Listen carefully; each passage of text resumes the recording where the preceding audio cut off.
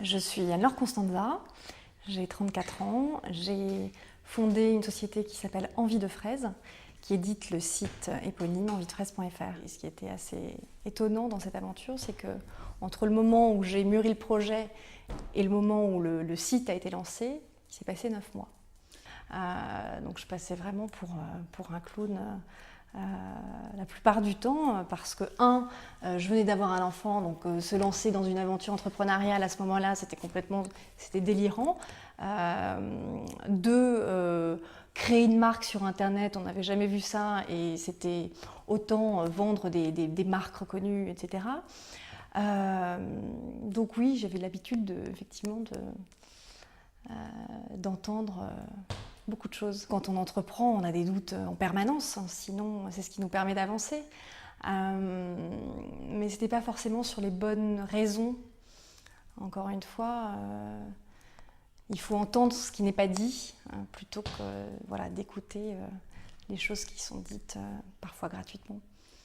Alors je me suis dit, je ne suis pas une bouffonne, lorsque j'ai dû externaliser au bout d'un mois la logistique parce que mes petites mains, les mains de mon mari, les mains de mon entourage ne suffisaient plus à expédier tous les paquets par jour. Donc là j'ai compris qu'on répondait à un vrai besoin.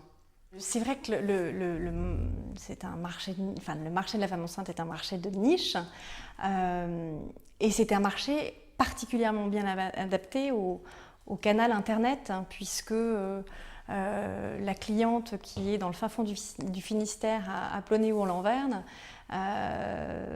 si elle n'avait pas internet, elle devrait faire 100 km pour trouver une boutique spécialisée. Voilà.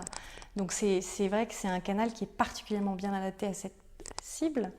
Et en plus, quand on est enceinte, c'est vrai qu'on passe beaucoup de temps à s'informer sur l'évolution de la grossesse. Voilà. Le numérique a justement m'a permis de me lancer de manière assez facile.